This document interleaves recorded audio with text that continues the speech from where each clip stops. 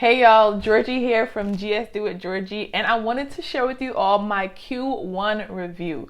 So 2021 was a crazy year, 2020 was a crazy year, and 2022, I feel like I finally have some sense of stability. I've grown a lot mentally, emotionally, just a lot of changes have happened in my life, and I wanted to just talk about like some of the things that I've done since 2022. So here is my 2022 Q1 review, and that kind of rhymed a little bit. Anyhow, here we go. So I'm going to start off with books. So here are the books that I read. I actually read 13 books in this first quarter of the year, and you're probably just like, how the heck do you have time? So I love to listen to audiobooks, mainly not. I love to read nonfiction. So some books I have in physical copies, and some books I just listen to as audiobooks. And I'm gonna tell y'all a little hack, right? I do not purchase audiobooks, and it's not that I don't want to or I never will. But right now, there's no need for me to do that. So what I use is this app called Libby, which is connected to my library card because I'm paying taxes and the government is making these libraries and it's accessible. So technically I am paying for it, but I'm just not seeing the paper trail as like clear, whatever.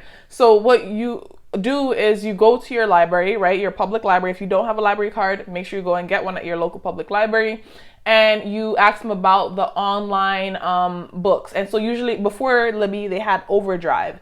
And now like I think Overdrive owns Libby, or Overdrive then created the app Libby. And it's literally similar to Audible, similar to any other app. And it not only is audiobooks, it's audiobooks as well as like ebooks. And so you get access to all these books. So I'm going to go down the list of the books that I've read so far in Q1. So the first book I read this year was Fair Play by Eve Rodsky. I really like that book, and what it's about is just about how couples, specifically couples that are parenting, can have more a fair household, right? Like you're never gonna be split down the middle 50-50 to one partner does this, one partner does that. So it talks about this system that she created called Fair Play, so that way it's an equitable share of the household responsibilities and the life responsibilities, as well as focusing on your emotional state. She has like a second book called Find Your Unicorn Space, and I started reading that one. I didn't get to finish it yet. And I'm only going to count books that I actually finished.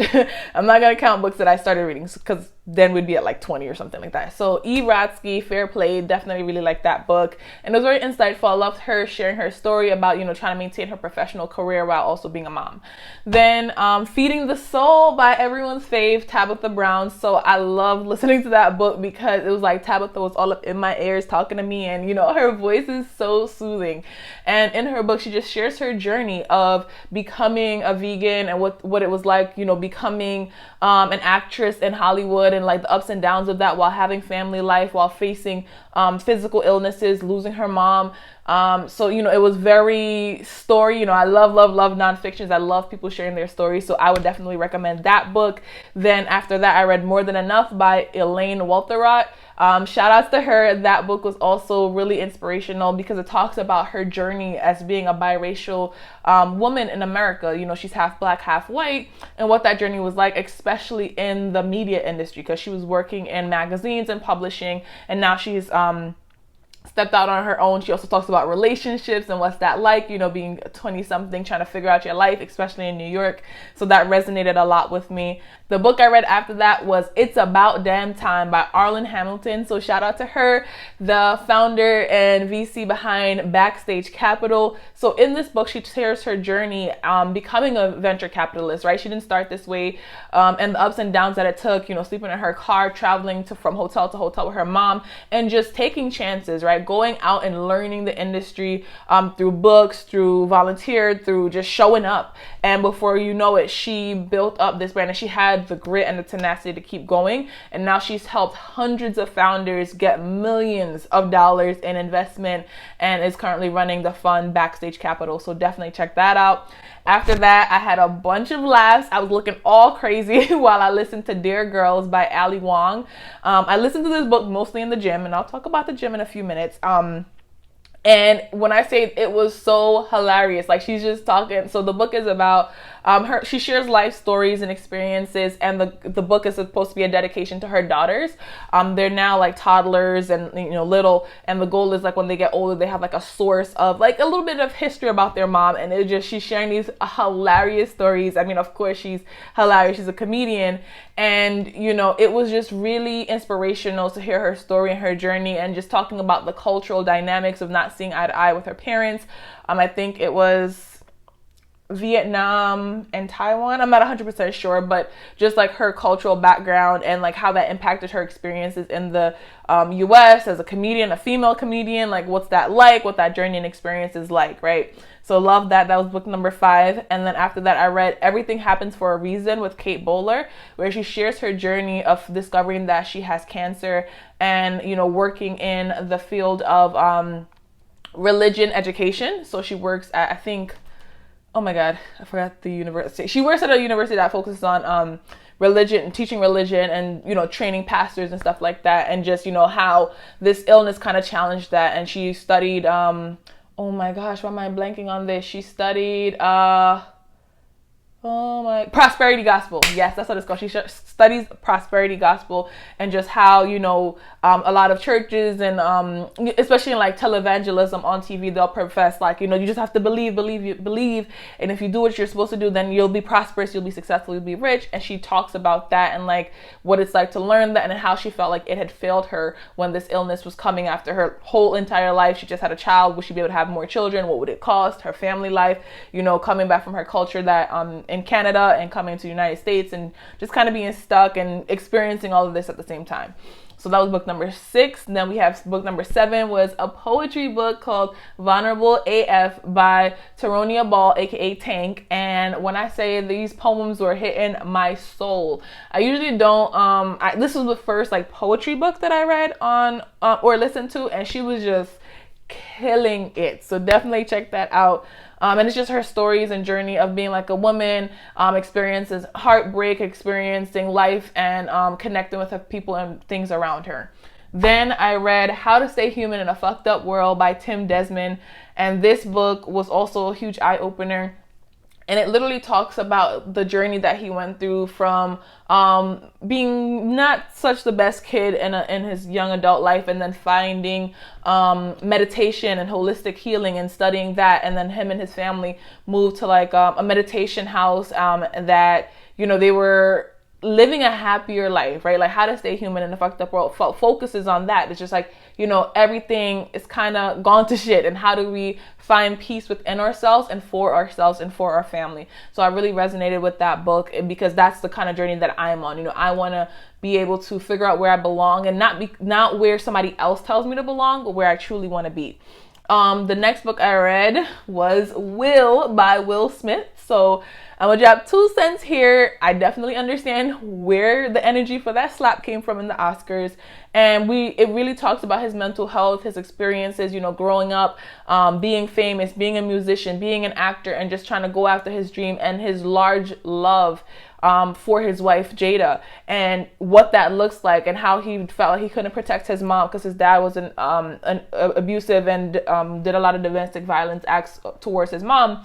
And, he didn't feel like he could defend her. So as he's gotten older, his way of relating to women and how he has experienced relationships have been tainted by that experience. And that's what we have to be conscious, right? Your kids will experience things, and you have to say, okay, do I want to stay here and have them keep experiencing this? Or do we want to get a different experience, but that'll be a stronger foundation for them, right? Like, so divorce is never easy, but you have to decide, like, or separation or whatever, is you have to decide, like, what is the opportunity cost here? Do I stay and, quote unquote, stay for the kids? What does that really mean? Especially now in our modern day, 20, 50, 60 years ago, it was more understandable because women didn't have the rights and the access to opportunities as we have today. There's still a long way to go, but now there's actually, you could actually step out on your own, get a job, get a good job, get a equitable pay, or, more than it was before. There's still a long way to go, but it has significantly improved in the way we are living now. So definitely loved his story, and he talks about, his mental health journey, his midlife crisis, kind of bungee jumping when he was 50 out of that airplane. I wouldn't have did that, but definitely, if you want to get an insider look at Will Smith's journey, definitely read Will. That was number 9. Number 10 was No Cure for Being Human by Kate Bowler. So this is a continuation of her previous book, Everything Happens for a Reason, that just talks about, you know, trying to find the cure and like just the human aspects of life and how we have to enjoy our life while we have it, because her illness did, you know, sidetrack her life and make her have to do so many different things. And you know, the impact of that from your mental health, you know, questioning God, questioning the people around you, feeling fearful, but also still persevering and moving through it. Then I read number 11 was Well, That Escalated Quickly by Francesca Ramsey. And she might be on social media, like she was the person behind Decoded and stuff like that on MTV.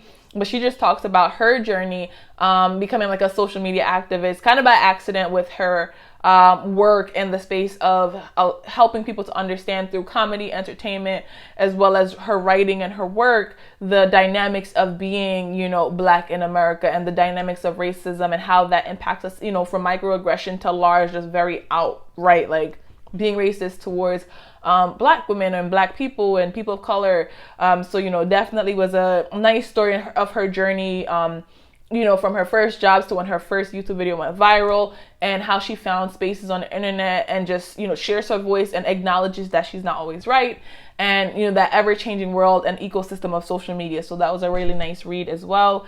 Number 12 was Gifts of Imperfection by one of my faves, Brene Brown. And I haven't gotten sick of Brene Brown yet, and I just love how she talks. Like the way she talks and teaches is open-ended, right? She shares her ideas based on research that she's done with her team and just her take on it, but it allows room for everyone to have their own take on it versus like, I found this out, this is how it's gonna be, this is the rule, this is the metric. So she allows us to have a conversation with her and test the ideas that she presents versus taking them as law. And she acknowledges and knows that she's continuously learning and wants to experience a more holistic, connected human experience, and that's what she focuses on. And I believe that, you know, we're all connected. How and all the wiring behind it, TBD, and everyone has their conspiracy theories, but I really love Brene Brown's work. So the Gifts of Imperfection, you know, 10-year-old book, but it was so timely as I read it in 2022. And then the 13th book I read is Growth Hacker Marketing by Ryan Holiday. Again, this is another older book, but trust and believe, I'm putting all the post-it notes. I am taking notes because even though it is, I think from 2014, the original book was 2013, and then this version is 2014. Yeah. And so even though it is almost 8 years old now, it is still very timely on how we have to think about marketing as we move into this new digital age. And as the digital age transforms, I better say that, you know, now there's NFT, Bitcoin, there's so many different aspects of of how we exist. And so yeah, so that is those are super tongue tied. Those are the 13 books that I read for Q1. And if you want to check out any of these books, they're going to be linked in the description below, as well as I often do book reviews and share some of my favorite quotes from my books on my social media. So definitely follow me there. And I'm going to end this video because I think I went on too long. So catch me in part 2 of my Q1 2022 review. That was only the books. I'm going to talk about how I only work 5 hours a day, how I've been able to get to the gym every day while being a mom, cooking, and just the experiences that I've had over Q1, as well as some of the things that I've learned. So I'll see you in the next video. Bye, you guys.